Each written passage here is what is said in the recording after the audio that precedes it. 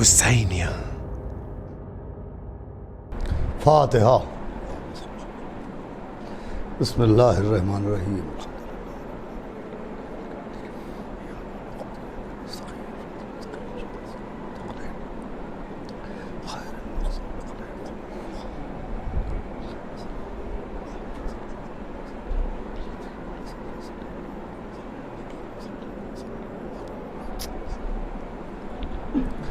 اعوذ باللہ السمیع العلی العظیم من الشیطان اللعین الرجیم۔ بسم اللہ الرحمن الرحیم۔ الحمدللہ رب العالمین، والصلاة والسلام علی سیدنا و نبینا و شفیعنا و طبیب قلوبنا ومولانا مقتدانا بالقاسم محمد اللہم صلی اللہ علیہ وآلہ الطیبین الطاہرین المعصومین ولعنۃ اللہ علی اعدائہم اجمعین من یومنا ھذا الی یوم الدین۔ اما بعد فقد قال ابا محمد حسن ابن علی الزکی العسکری علیہ السلام: نحن حجج اللہ علی خلقہ وجدتنا فاطمہ حجت اللہ علینا۔ ایک صلوات پڑھیں محمد و آل محمد۔ حضرات عزاداران سرکار سید الشہداء اور پرساداران و ماتمداران حضرات اسیران کربلا بطفیل 14 معصومین علیہم السلام، اور خصوصاً بتائید و بتوفیق معصوم عالم حضرت بطول بنت رسول جناب فاطمۃ الزہرا سلام اللہ علیہا، آپ کی خدمت میں امام معصوم یعنی 11ویں امام حسن عسکری علیہ السلام کی جس حدیث مبارک کو تلاوت کرنے کا میں نے شرف حاصل کیا، اس حدیث کے ذریعے حضرت نے یہ عنوان جو ان مجالس کے لیے پیش کیا گیا ہے کہ جناب زہرا معصومین کے لیے اسوہ حسنہ، اس عنوان کی تائید اور اس عنوان کی تصدیق امام حسن عسکری علیہ السلام کی اس حدیث کے ذریعے ہو رہی ہے۔ امام نے فرمایا کہ ہم اللہ کی مخلوق کے اوپر اللہ کی حجتیں ہیں، حجت اللہ ہیں، اور ہم پر ہماری جدہ جناب فاطمہ زہرا سلام اللہ علیہا اللہ کی حجت ہیں۔ دیکھیں 11ویں امام علیہ السلام کی اس مختصر سی حدیث نے بہت ہی وضاحت کے ساتھ یہ پیغام دیا ہے کہ جناب سیدہ کی عظمت یقیناً رشتوں کی وجہ سے بھی ہے۔ وہ رحمت للعالمین کی اکلوتی بیٹی ہیں، اس لیے بھی محترم ہیں۔ وہ جناب امیر المومنین کی زوجہ ہیں، اس لیے بھی محترم ہیں۔ وہ مولا حسن و مولا حسین جنت کے جوانوں کے سرداروں کی ماں ہیں، اس لیے بھی محترم ہیں۔ مگر ان کا احترام اور ان کی عظمت اور ان کی تعظیم صرف و صرف رشتوں کی وجہ سے نہیں ہے، صرف و صرف رشتوں کی وجہ سے وہ محترم نہیں ہیں، بلکہ رشتے ان کی وجہ سے محترم ہیں۔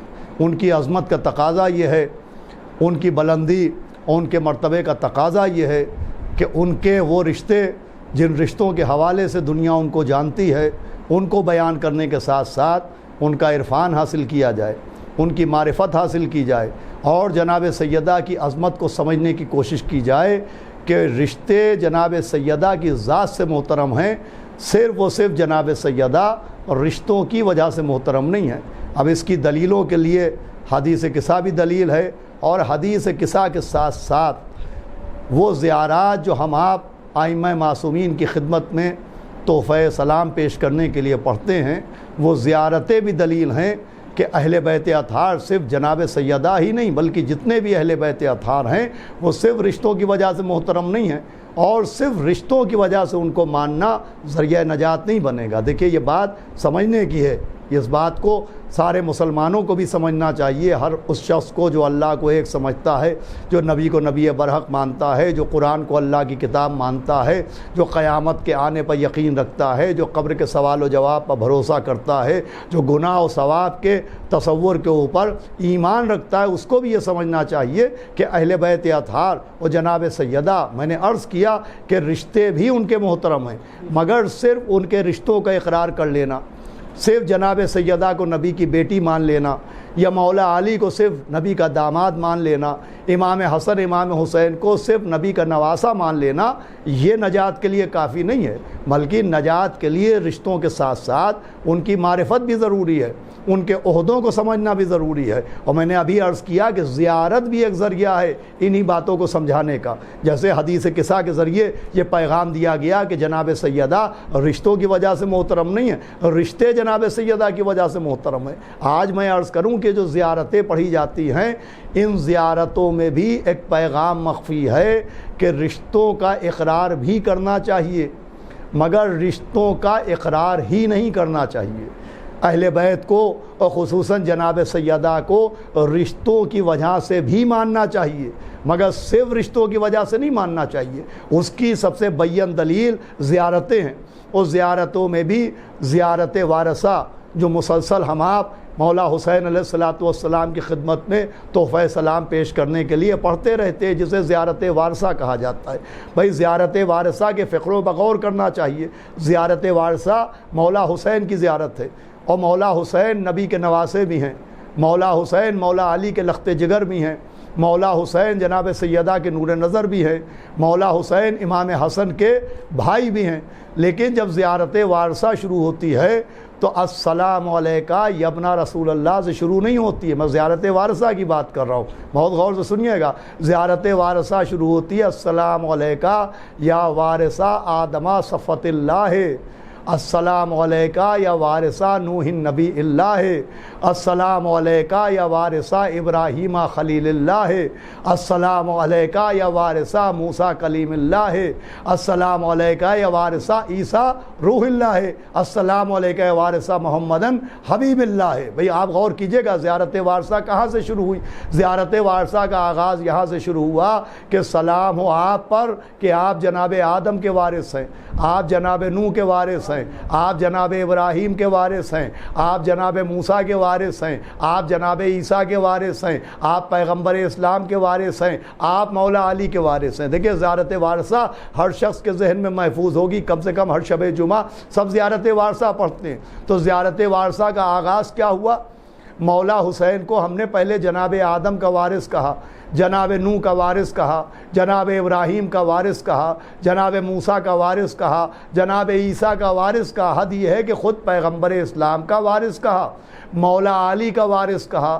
پہلے ان کو وارث کہہ کے سلام کیا، اس کے بعد یہ فقرہ آیا کہ السلام علیکہ یبنا محمد المصطفیٰ، السلام علیکہ یبنا علی المرتضیٰ۔ آپ نے غور فرمایا پہلے ان کو جناب آدم کا وارث کہا، جناب نوح کا وارث کہا، جناب ابراہیم کا وارث کہا، جناب موسیٰ کا وارث کہا، جناب عیسیٰ کا وارث کہا، خود پیغمبر اسلام کا وارث کہا، خود مولا علی کا وارث کہا۔ اب وارث کہنے کے بعد ہم نے کہا کہ محمد مصطفیٰ کے بیٹے آپ پر سلام، اے علی مرتضیٰ کے بیٹے آپ پر سلام، اے بی بی فاطمہ زہرا کے فرزند آپ پر سلام، اے بی بی خدیجہ کے بیٹے آپ پر سلام۔ دیکھیں زیارت نہیں ہے، زیارت اہل بیت کی معرفت کے ذریعے کا نام ہے، زیارت کا نام نہیں ہے، زیارت آل محمد علیہ السلام کی معرفت کے دروازے کا نام ہے۔ زیارت وارثہ کے ذریعے پیغام دیا جا رہا ہے کہ پہلے انہیں انبیاء کا وارث کہہ کے سلام کرو، پھر نبی کا نواسہ کہنا، پہلے انبیاء کا وارث کہہ کے سلام کرو، پھر مولا علی کا بیٹا کہنا، پہلے انبیاء کا وارث کہہ کے سلام کرو، پھر جناب سیدہ کا بیٹا کہنا، پہلے انبیاء کا وارث کہہ کے سلام کرو، پھر بی بی خدیجہ کا نواسہ کہنا، پھر امام حسن کا بھائی کہنا۔ زیارت وارثہ کے ذریعے پیغام دیا جا رہا ہے کہ پہلے عہدوں کا اقرار کرنا، پھر رشتوں کا اعتراف کرنا۔ صلوات بھیجے محمد و آل محمد۔ بھائی زیارت وارثہ میں پہلے وراثت کا ذکر ہوا ہے، پھر قرابت کا ذکر ہوا ہے۔ زیارت وارثہ میں پہلے مولا حسین کی عظمت اور عہدے کا ذکر ہوا ہے، اس کے بعد رشتے کا ذکر ہوا ہے۔ یہ کس بات کی دلالت ہے؟ یہ اس بات کی دلالت ہے کہ اہل بیت میں چاہے نبی ہوں، چاہے مولا علی ہوں، چاہے بی بی فاطمہ ہوں، چاہے مولا حسن ہوں، چاہے مولا حسین ہوں، ان کو رشتوں کے حوالے سے ہی ماننا، مگر رشتے بھی ماننا چاہیے، رشتے ہی نہیں ماننا چاہیے۔ رشتوں سے پہلے عہدوں کا اقرار ضروری ہے، رشتوں سے پہلے عہدوں کا عرفان ضروری ہے۔ اب یہ بات زیارت وارثہ کی تھی، آئیے قرآن کے ذریعے بات کریں۔ قرآن میں سورہ نور موجود ہے، اور سورہ نور میں ایک حکم موجود ہے، اور اللہ نے اپنے حبیب کو حکم دیا کہ میرے حبیب آپ ان مدینے کے رہنے والوں سے، ان مدینے کے اصحاب سے کہیے کہ یہ آپ سے اس طرح سے خطاب نہ کریں جیسے ایک دوسرے سے خطاب کرتے ہیں، یہ آپ کو ویسے نہ بلائیں جیسے ایک دوسرے کو بلاتے ہیں۔ توجہ سنیے گا آپ بھائی، اس آیت کا پس منظر یہ ہے کہ اہل مدینہ پیغمبر اسلام کو جب آواز دیتے تھے، اپنی طرف متوجہ کرتے تھے، پیغمبر اسلام کو مخاطب کرتے تھے، تو عرب کا دستور یہ ہے کہ یا تو کنیت کے اعتبار سے پکارا جاتا ہے یا القاب کے اعتبار سے پکارا جاتا ہے۔ تو پیغمبر اسلام کو بھی لوگ کبھی کنیت کے اعتبار سے پکارتے تھے، کبھی ولدیت کے اعتبار سے پکارتے تھے، کبھی ابن عبداللہ کہتے تھے، کبھی ابو طاہر کہتے تھے، کبھی ابو القاسم کہتے تھے۔ بھائی قرآن نے حکم دیا کہ میرے حبیب آپ ان سے کہیے یہ آپ کو ویسے نہ پکاریں جیسے ایک دوسرے کو پکارتے ہیں کہ فلاں کے بیٹے، اے فلاں کے باپ، کا یہ ایسے نہ پکاریں جیسے ایک دوسرے کو پکارتے ہیں، بلکہ ان سے کہیے کہ جب بھی آپ کو پکاریں تو یا رسول اللہ کہہ کے پکاریں۔ بھائی سمجھیے قرآن کیا سمجھا رہا ہے۔ قرآن سمجھا رہا ہے نبی کے ذریعے کہ نبی ان سے کہیے کہ آپ کو جب پکاریں تو یا رسول اللہ کہہ کے پکاریں۔ بھائی قرآن کی آیت بھی یہ پیغام دے رہی ہے کہ نبی کو بھی صرف رشتوں کے حوالے سے نہ پکارنا، ان کو عہدے کے حوالے سے پکارنا۔ صلوات پڑھے محمد والے محمد۔ اب پیغمبر پہ یہ آیت نازل ہوئی اور پیغمبر نے حکم سنایا کہ مجھے ویسے نہ پکارا کرو جو جیسے ایک دوسرے کو پکارتے ہو، مجھے جب بھی پکارو تو یا رسول اللہ کہہ کے پکارو۔ اب آیت پیغمبر پر نازل ہوئی تو یہ کیسے ممکن ہے کہ خبر سیدہ کو نہ ہو؟ بھائی توجہ فرمائیے گا۔ بھائی قرآن کہاں نازل ہوا ہے؟ آیتیں کہاں نازل ہوتی ہیں؟ قرآن کیا کہہ رہا ہے؟ قرآن یہ کہہ رہا ہے کہ آیتیں پیغمبر کے دل پر نازل ہوتی ہیں، تو جب پیغمبر کے دل پر آیت نازل ہو تو یہ ممکن ہی نہیں ہے کہ سیدہ کو خبر نہ ہو۔ ارے دل پر نازل ہو اور یہ ممکن ہی نہیں کہ سیدہ کو خبر نہ ہو۔ بھئی آپ نے غور فرمایا، بھئی آیت نبی کے دل پر نازل ہوتی ہے، تو جب نبی کے دل پر آیت نازل ہوگی تو فوراً سیدہ کو خبر ہوگی، اس لیے کہ نبی خبردار کر چکے ہیں کہ فاطمہ تو قلبی، فاطمہ ہی تو میرا دل ہے۔ صلوات پڑھے محمد وآل محمد۔ اب آیت نازل ہوئی پیغمبر کے دل پر۔ اب جب پیغمبر اسلام اس آیت کی تلاوت کر کے اہل مدینہ کو حکم قرآن، حکم خدا سنا کے اپنے بیت الشرف میں داخل ہوئے، تو اب تک جناب سیدہ جب اپنے بابا کو دیکھتی تھیں تو کہتی تھی السلام علیکہ یا ابتا، اے میرے بابا آپ پر سلام ہو۔ اپنا باپ کہہ کے، اپنا بابا کہہ کے خطاب کرتی تھی۔ لیکن اب آیت کے نازل ہونے کے بعد جب جناب سیدہ پیغمبر اسلام کے سامنے آئیں اور پیغمبر کو دیکھا تو آپ نے کہا السلام علیکہ یا رسول اللہ۔ بی بی سیدہ نے بھی وہی کہا جو قرآن کی آیت نے کہا السلام علیکہ یا رسول اللہ۔ نبی مسکرائے کہ بی بی آپ مجھے رسول اللہ نہ کہیے، آپ وہی کہیے جو کہتی تھی۔ دیکھیں پیغمبر نے ایک بات اور سمجھائی کہ بھائی امت کے لیے قانون اور ہوتا ہے، صاحب عصمت کے لیے قانون اور ہوتا ہے۔ صلوات پڑھے محمد والے محمد۔ بھائی عوام کے لیے قانون اور ہے، امام کے لیے قانون اور ہے، گناہگار کے لیے قوانین اور ہیں، معصومین کے لیے قانون اور ہیں، امت رسول کے لیے قانون اور ہے، اور بنت رسول کے لیے قانون اور ہے۔ امت کے لیے قانون یہ ہے کہ جب نبی کو مخاطب کریں تو عہدے کے حوالے سے، مگر جناب سیدہ کے لیے قید نہیں لگائی گئی، جناب سیدہ کے لیے قانون نہیں بنایا گیا۔ جناب سیدہ کے لیے نبی نے کہا آپ جیسے پکارتی تھی ویسے ہی پکاریں۔ بھائی معصوم کے لیے قانون اور ہے اور گناہگار کے لیے قانون اور ہے۔ یہ کوئی حیرت کی بات نہیں ہے۔ اگر کوئی سوال کرے کہ صاحب یہ کیسے ممکن ہے کہ اسلام میں قانون معصوم کے لیے اور ہو اور گناہگار کے لیے اور ہو، عوام کے لیے اور ہو، امام کے لیے اور ہو، تو عزیزو یہ ممکن ہے۔ دیکھیں امام تو امام ہے، امام معصوم تو امام معصوم ہے، صاحب عصمت تو صاحب عصمت ہے، جناب سیدہ تو جناب سیدہ ہیں۔ جب ہم مسجد میں جماعت کی نماز پڑھتے ہیں تو نماز جماعت میں امام کے لیے قانون اور ہوتا ہے اور ماموم کے لیے قانون اور ہوتا ہے۔ بھئی نماز پڑھانے کے لیے قانون اور ہوتا ہے اور نماز پڑھنے والوں کے لیے قانون اور ہوتا ہے۔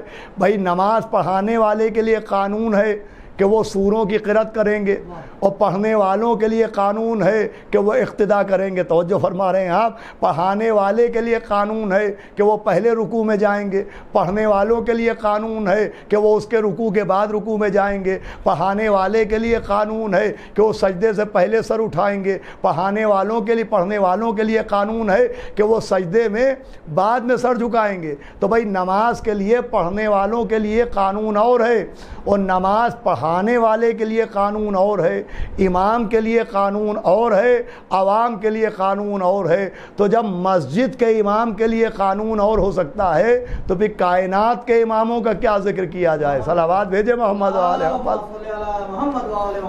بھائی یہ کوئی قابل حیرت بات نہیں ہے کہ امت کے لیے قانون اور صاحب عصمت اور ملکہ عصمت کے لیے قانون اور۔ بھائی شریعت میں 2 گواہیاں چاہیے ہوتی ہیں۔ پہلی گواہی مسجد میں نماز جماعت کے قانون سے سمجھ میں آتی ہے، بھائی جو نماز پڑھاتے ہیں ان کے لیے قانون اور ہوتا ہے، اور جو ان کے پیچھے نماز پڑھتے ہیں ماموم ان کے لیے قانون اور ہوتا ہے۔ اب دوسری گواہی یہ ہے کہ جب ہم اپنے گھر میں رہتے ہیں تو ہمارے لیے قانون اور ہوتا ہے، لیکن جب ہم حج کے لیے جاتے ہیں، اللہ کے گھر کی زیارت کے لیے جاتے ہیں، حج جیسی عبادت کے لیے جاتے ہیں تو قانون اور ہو جاتا ہے۔ بھائی پڑھے لکھے لوگ مجلس کو سن رہے ہوں گے، اور وہ افراد بھی اس مجالس کو سماعت فرما رہے ہوں گے کہ جنہوں نے حج کی سعادت حاصل کی ہے۔ بھائی بہت سی باتیں جب ہم اپنے گھر میں رہتے ہیں تو جائز ہوتی ہیں، لیکن جب حج کرنے جاتے ہیں تو وہی جائز باتیں وہاں جا کے ناجائز ہو جاتی ہیں۔ بہت سی باتیں جو ہمارے گھر میں ہمارے لیے حلال ہوتی ہیں، جب ہم خانہ کعبہ پہنچتے ہیں تو وہاں جا کے وہ باتیں حرام ہو جاتی ہیں۔ مثال کے طور پر یہاں ہم شکار کریں تو حلال ہے، لیکن حج میں شکار کریں تو حرام ہے۔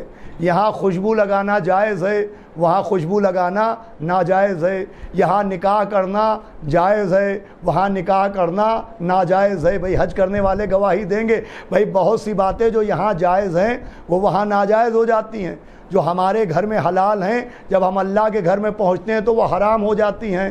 اب اس بات کو بہت غور سے سنیے گا، بھئی یہ قانون حج ہے کہ خوشبو لگانا ہمارے گھر میں جائز ہے مگر وہاں ناجائز ہو گیا، یہاں شکار کرنا حلال ہے وہاں حرام ہو گیا، یہاں نکاح کرنا حلال ہے جب حج پر گئے تو وہاں حرام ہو گیا۔ جو چیزیں ہمارے گھر میں جائز تھیں بہت سی چیزیں وہاں ناجائز ہو گئیں، جو یہاں حلال تھیں بہت سی باتیں وہاں حرام ہو گئیں۔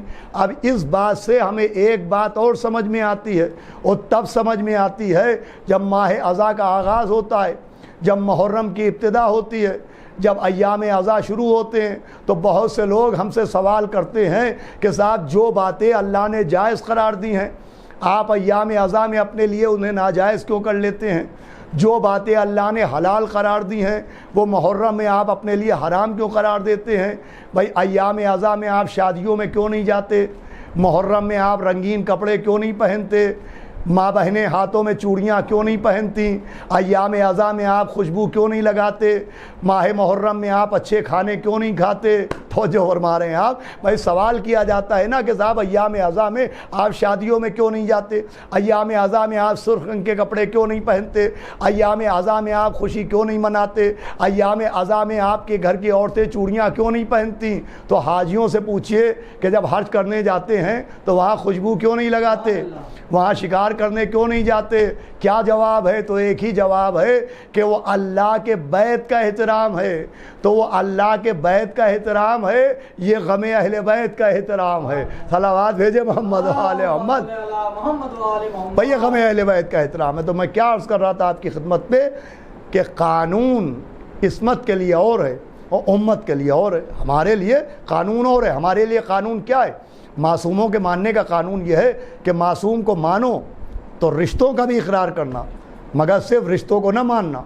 جناب سیدہ کو نبی کی بیٹی بھی ماننا لیکن بیٹی ہی نہ ماننا، مولا علی کو نبی کا بھائی و داماد بھی ماننا لیکن صرف بھائی و داماد ہی نہ ماننا، امام حسن امام حسین کو نبی کا نواسہ بھی ماننا مگر صرف نواسہ ہی نہ ماننا۔ بھئی یہ قانون سمجھایا جا رہا ہے زیارت سے لے کے قرآن کی آیت تک، اور یہ اس لیے قانون ہے کہ یہ صرف رشتوں کی وجہ سے محترم نہیں ہے، یہ اس لیے ہے کہ خود جناب عباس ابن عبد المطلب جو رشتے میں پیغمبر اسلام کے چچا ہیں، جن کی اولاد کو بنی عباس کہا جاتا ہے، جناب سلمان فارسی روایت بیان کرتے ہیں، بلکہ جناب سلمان محمدی روایت بیان کرتے ہیں کہ ایک دن میں مسجد میں پیغمبر اسلام کے پاس بیٹھا ہوا تھا اور جناب عباس ابن عبد المطلب داخل مسجد ہوئے، اور مسجد میں داخل ہونے کے بعد انہوں نے پیغمبر کو سلام کیا اور پیغمبر نے انہیں جواب دیا۔ تو جناب عباس ابن عبد المطلب نے کہا کہ اللہ کے رسول ہم آپ کے چچا ہیں۔ کہا بے شک آپ ہمارے چچا ہیں۔ کہا آپ ہمارے بھتیجے ہیں۔ کہا بے شک میں رشتے میں آپ کا بھتیجا ہوں۔ تو کہا میں آپ سے ایک سوال کرنے آیا ہوں۔ عباس ابن عبد المطلب نے پیغمبر سے کہا، نبی نے فرمایا وہ کیا سوال ہے؟ تو عباس ابن عبد المطلب نے کہا میرا سوال یہ ہے کہ ہم دونوں کا خاندان ایک ہے، قبیلہ ایک ہے، رگوں میں بہنے والا خون ایک ہے، ہمارا خاندان ایک ہے، ہم سب ایک ہی دادا کی اولادیں ہیں، ہم سب کے پردادا ایک ہے، ہم سب کے آباء و اجداد ایک ہے۔ پیغمبر نے کہا بے شک، آپ پوچھنا کیا چاہتے ہیں؟ کہا پوچھنا یہ چاہتا ہوں کہ جب ہمارا خاندان ایک ہے، ہمارا خون ایک ہے، ہمارے آباء و اجداد ایک ہے، ہمارا شجرہ ایک ہے، تو جو مرتبہ آپ کے اہل بیت کو ملا ہے وہ ہم کو کیوں نہیں ملا ہے؟ بھائی توجہ فرمائیے گا، عباس ابن عبد المطلب پوچھنا چاہ رہے ہیں کہ جو مرتبہ مولا علی کا ہے، جو مرتبہ بی بی سیدہ کا ہے، جو مرتبہ مولا حسن و مولا حسین کا ہے، وہ کہہ رہے ہیں کہ ہم بھی تو آپ کے چچا ہیں، جیسے وہ آپ کے رشتہ دار ہیں ویسے ہی ہم بھی رشتہ دار ہیں، تو جو مرتبہ ان کو ملا وہ ہم کو کیوں نہیں ملا؟ جناب سلمان کہتے ہیں پیغمبر اسلام مسکرائے، فرمایا چچا جان اس کا سبب یہ ہے کہ آپ کو اللہ نے خاک سے بنایا ہے، ہم کو اور اہل بیت کو اللہ نے اپنے نور سے بنایا ہے۔ صلوات بھیجے محمد آل محمد۔ لیجیے مسئلہ حل ہو گیا۔ پیغمبر نے فرمایا کہ آپ کو مٹی سے بنایا ہے اور ہم کو اور اہل بیت کو اللہ نے اپنے نور سے بنایا ہے، اپنے نور سے بنایا۔ اولو ما خلق اللہ نوری، نبی نے فرمایا اللہ نے سب سے پہلے میرا نور خلق کیا۔ انا و علی من نور واحد، میں اور علی ایک نور سے ہیں۔ اب سمجھیے یہ جو گواہی دی جاتی ہے، ابھی زیارت وارثہ کا میں نے حوالہ دیا تھا کہ زیارت وارثہ میں ایک طرف پہلے وارث کہہ کے سلام کیا جاتا ہے، انبیاء کا وارث کہا جاتا ہے، پھر اس کے بعد رشتوں کا ذکر ہوتا ہے، اور رشتوں کے بعد جو گواہی ہوتی ہے تو اشہد انکا کنتا نورن، کہ میں گواہی دیتا ہوں کہ آپ نور ہیں۔ سمجھیے اہل بیت کے عظمت کا سبب، مولا علی کے احترام کا سبب، مولا حسن مولا حسین کی عظمت کا سبب، جناب سیدہ کی عظمت کا سبب بشریت نہیں ہے، رشتوں کا تعلق بشریت سے ہے، اہل بیت کا تعلق بشریت سے نہیں ہے، اہل بیت کا تعلق نورانیت سے ہے۔ صلوات بھیجے محمد محمد۔ وہ صرف رشتوں کی وجہ سے محترم نہیں ہے، اللہ نے انہیں اپنے نور سے خلق کیا ہے۔ اور پھر جناب سیدہ جو موضوع گفتگو ہیں، جن کی ذات والا پر گفتگو کرنے کی کوشش کی جا رہی ہے، جناب سیدہ اس نور کی حامل ہے کہ ہمارے آپ کے 8ویں امام ابو الحسن حضرت علی ابن موسیٰ رضا علیہ السلام نے فرمایا، جب ایک شخص نے پوچھا کہ حضرت آپ کی دادی کا نام زہرا کیوں ہے؟ بھئی 8ویں امام سے ایک شخص نے پوچھا کہ آپ کی دادی کا نام زہرا کیوں ہے؟ تو آپ نے فرمایا کہ ہماری دادی کا نام زہرا اس لیے ہے کہ اللہ نے ہماری دادی زہرا کو اپنی عظمت کے نور سے خلق کیا ہے۔ اللہ اکبر، کیا سنا آپ نے؟ فرمایا اللہ نے ہماری دادی زہرا کے نور کو اپنی عظمت کے نور سے خلق کیا ہے۔ پھر امام نے فرمایا کہ اللہ نے فرشتوں کا امتحان لیا، اور فرشتوں کا امتحان یوں لیا کہ فرشتوں کی طرف ایک تاریکی کو بھیجا، ملائکہ کی طرف ایک اندھیرے کو بھیجا، اور اتنا اندھیرا اور اتنی تاریکی ہوئی کہ فرشتے گھبرانے لگے، اور فرشتوں نے روشنی کی دعا کی، فرشتوں نے اجالے کی دعا کی۔ تو امام فرماتے ہیں کہ ایک مرتبہ ایک نور چمکا، اور اس نور کی نورانیت و تابناکی کا عالم یہ تھا کہ سارے فرشتے بے ہوش ہو گئے، سارے فرشتے غش میں چلے گئے۔ اب جب فرشتوں کو غش آیا تو پوچھا کہ ربنا و الہنا ما ھذا نور۔ 8ویں امام فرماتے کہ فرشتوں نے پوچھا کہ پالنے والے یہ نور کیسا ہے؟ تو آواز آئی ھذا نور من نوری، یہ نور میرے نور سے ہے، ھذا نور من نوری، یہ نور میرے نور سے ہے۔ توجہ فرمائیے گا، 8ویں امام فرماتے کہ وہ نور جسے دیکھ کے فرشتے بے ہوش ہو گئے، وہ نور ہماری دادی فاطمہ زہرا کا نور تھا۔ صلوات پڑھے محمد و آل محمد۔ وہ نور ہماری دادی زہرا کا نور تھا۔ آپ نے غور فرمایا حدیث کا فقرہ کیا ہے؟ فرشتوں نے پوچھا الہنا و ربنا ما ھذا نور، اے اللہ یہ نور کیسا ہے؟ آواز ھذا نورو من نوری، ھذا نورو من نوری۔ بھائی لفظ من سے آپ کو کچھ یاد آیا؟ حسین منی وانا من الحسین، نور زہرا کے لیے آواز ہے ھذا نورو من نوری، مجھے کہنے دیجئے جس کی منیت رسالت سے ملے اسے حسین کہتے ہیں، اور جس کی منیت توحید سے ملے اسے فاطمہ زہرا کہتے ہیں۔ صلوات پڑھیں محمد و آل محمد۔ خانہ گرامی، جناب سیدہ صرف رشتوں کی وجہ سے محترم نہیں ہے، ان کے نور کو اللہ نے اپنی عظمت کے نور سے خلق کیا ہے۔ اور پھر امام معصوم فرماتے ہیں کہ ہماری دادی، ہماری جدہ جناب زہرا کے نور کا عالم یہ تھا۔ اس حدیث کو بھی غور سے سنیے گا کہ امام فرماتے جب ماہ رمضان جیسا مقدس مہینہ آتا تھا، ماہ رمضان جیسا مقدس مہینہ آتا تھا اور ماہ رمضان کی راتیں آتی تھیں، تو فرمایا جب تک ہماری دادی حجرے کے اندر عبادت کرتی تھیں، اپنے بیت الشرف میں، اپنے گھر میں کمرے کے اندر عبادت کرتی تھیں، تب تک چاند آسمان پر چمکتا رہتا تھا، چاند کی چاندنی نظر آتی تھی۔ لیکن جب امام فرماتے ہماری دادی حجرے سے نکل کے اپنے مکان کے آنگن میں آتی تھی تو ہماری دادی کا نور چاند کے نور پر غالب آ جاتا تھا۔ بھائی مختلف لفظوں میں عرض کروں کہ بھائی جیسے ہی زہرا کے نور کا سورج نکلتا تھا چاند کا نور گل ہو جاتا تھا۔ امام فرماتے کہ ہماری دادی کا نور چاند کے نور کے اوپر غالب آ جاتا تھا، ہماری دادی کے نور کے آگے چاند کا نور غائب ہو جاتا تھا، چاند کا نور پھیکا پڑ جاتا تھا۔ یہ کس چاند کی بات ہے؟ ایک تو اللہ کا بنایا ہوا چاند، دوسرے ماہ رمضان کا چاند۔ بھیا آخری بات غور سے سنیے گا، ایک تو اللہ کا خلق کیا ہوا چاند اور دوسرے ماہ رمضان جیسے مقدس مہینے کا چاند، مگر اس چاند کی نورانیت بھی سیدہ کی نورانیت کے سامنے ماند پڑ جاتی تھی، غائب ہو جاتی تھی۔ بھائی اسی سے دنیا سمجھے کہ جس کے نور کے سامنے اللہ کے بنائے ہوئے چاند کی کوئی حیثیت نہیں ہے، اس کی عظمت کے سامنے سقیفہ کے منحوس ستاروں کی کیا حیثیت ہوگی؟ صلوات پڑھیں محمد و آل محمد۔ ناظران گرامی، گفتگو تمام ہو رہی ہے۔ دیکھیں جناب سیدہ کی عظمت، جناب سیدہ کا مرتبہ، جناب سیدہ کے عہدے کو سمجھنے کے لیے صرف رشتوں کے اوپر منحصر رہنا مناسب نہیں ہے۔ اسی لیے 11ویں امام علیہ السلام نے اپنی حدیث کے ذریعے کم سے کم اپنے ماننے والوں کو پیغام دیا ہے۔ بے غیر تو غیر ہیں، اگر ان کے پاس معرفت نہیں تو کوئی حیرت کی بات نہیں ہے، اگر ان کے پاس عرفان اہل بیت نہیں تو کوئی حیرت کی بات نہیں ہے۔ لیکن ہم جو اپنے کو شیعہ اثنا عشری کہتے ہیں، ہم کو بھی چاہیے کہ ہم جناب سیدہ کی عظمت کو سمجھنے کی کوشش کریں۔ یوں تو ان کی معرفت ناممکن ہے۔ بھائی جناب سیدہ کی عظمت کا ادراک کرنا، جناب سیدہ کی معرفت تک پہنچنا، یہ ناممکنات میں ہے، ناممکنات میں ہے۔ لیکن کم سے کم کوشش تو کرنا چاہیے۔ ہو سکتا ہے کوئی کہے کہ صاحب جب ان کی معرفت ہو ہی نہیں سکتی، جب ان کا عرفان حاصل ہو ہی نہیں سکتا تو پھر کوشش کرنے سے کیا فائدہ، صحیح کرنے سے کیا فائدہ؟ تو بھئی آج سائنسدانوں سے آپ پوچھئے کہ کیا وہ آسمان کے سارے ستاروں کو گن لیں گے؟ کیا وہ آسمان کی آخری سرحد تک پہنچ جائیں گے؟ تو وہ بھی جواب دیں گے ہم ایسا نہیں کر سکتے۔ نہ ہم آسمان کے ستاروں کو گن سکتے ہیں، نہ ہم آسمانوں کے سیاروں کو گن سکتے ہیں، نہ ہم آسمان کی سرحد تک پہنچ سکتے ہیں۔ تو پھر آسمان میں راکٹ کیوں چھوڑے جا رہے ہیں؟ یہ آسمان میں سیٹلائٹ کیوں جا رہے ہیں؟ یہ آسمان میں، یہ فضا میں جو سائنسدان راکٹ چھوڑ رہے، کروڑوں اربوں ڈالر خرچ کر رہے، یہ کیوں کر رہے؟ تو کیا جواب ملے گا؟ وہ جواب دیں گے کہ ہم کو بھی معلوم ہے کہ ہم آسمان کی آخری منزل تک نہیں پہنچ جائیں گے، لیکن کوشش کرنے سے کم چاند تک تو پہنچ گئے، مریخ تک تو پہنچ جائیں گے۔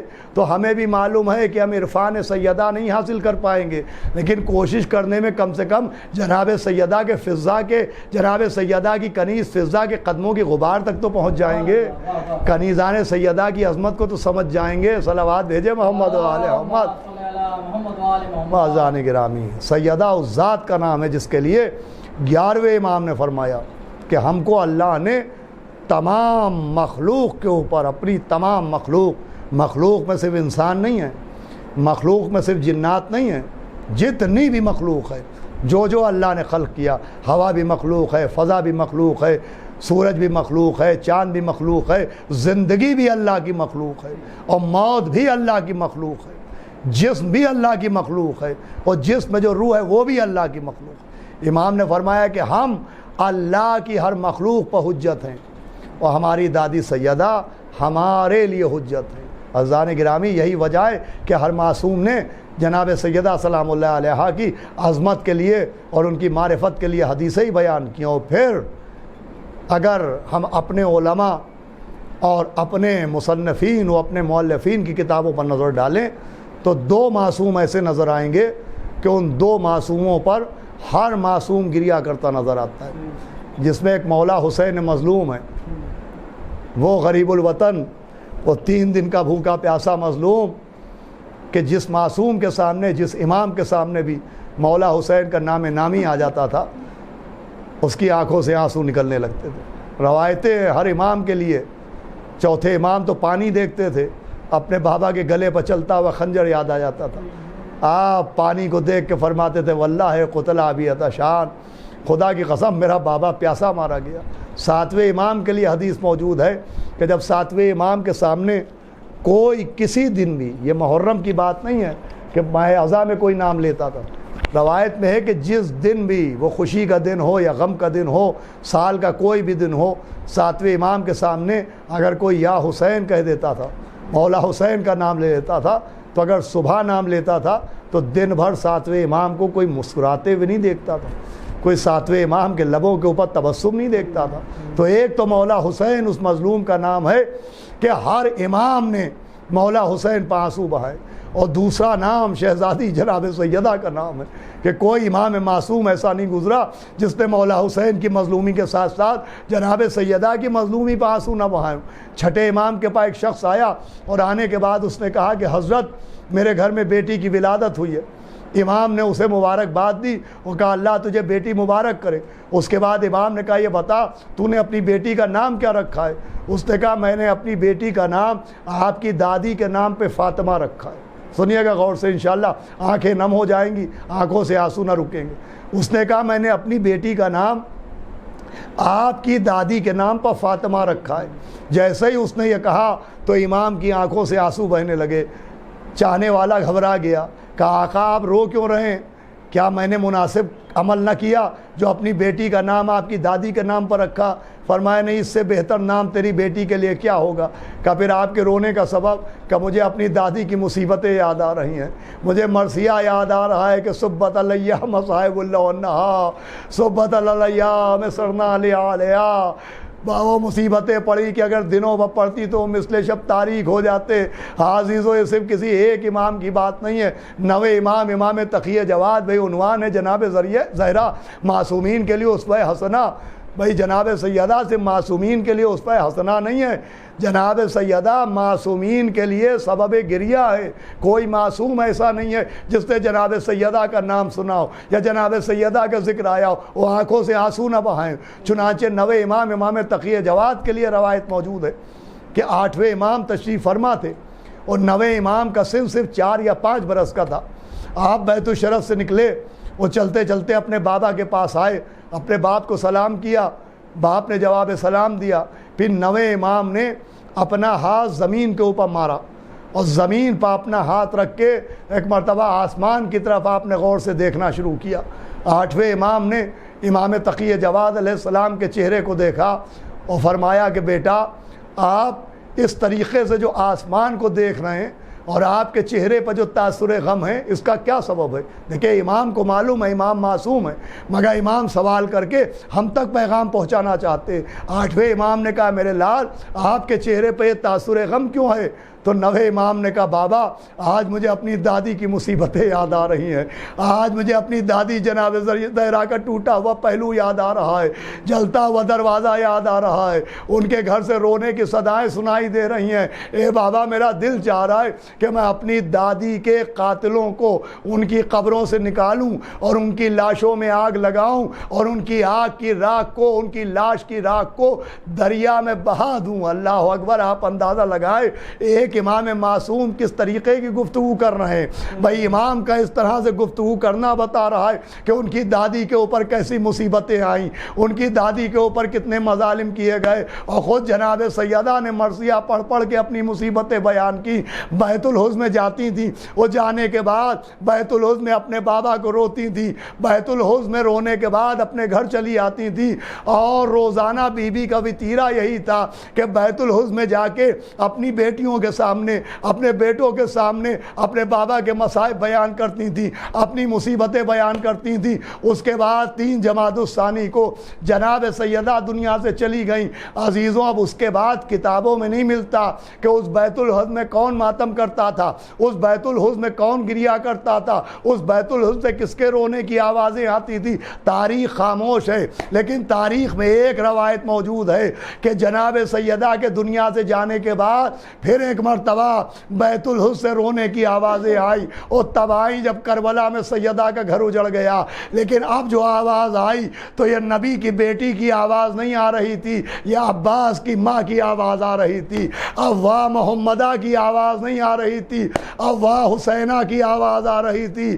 جناب ام البنین بیت الحزن میں جا کے بیٹھ جاتی تھیں اور مولا حسین پر گریا کرتی تھیں۔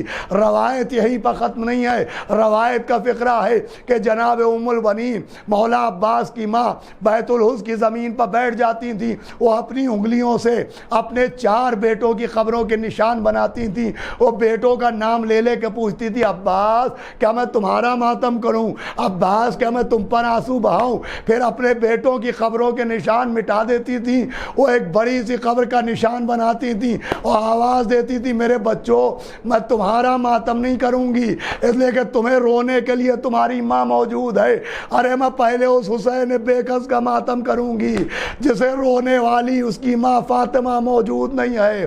میرا دل کہتا ہے کہ جب جناب ام البنین وہاں حسینہ کہہ کے روتی ہوں گی تو بیت الحزن کے کونے سے آواز آتی ہوگی واہ عباسا، اور یہ بی بی فاطمہ کی آواز آتی ہوگی، وہ آواز دیتی ہوگی عباس تیری ماں حسین کو رو رہی ہے، تجھے رونے کے لیے یہ فاطمہ آ گئی ہے، اے میرے عباس تو نے کربلا میں حق وفا ادا کر دیا، اے میرے عباس تو نے سکینہ کے لیے اپنے ہاتھوں کو فدا کر دیا۔ اللہ لعنت اللہ علی القوم الظالمین سیعلم الذین ظلموا وای منقلبی ینقلبون اللہم لنصرۃ الحسین وصحابہ۔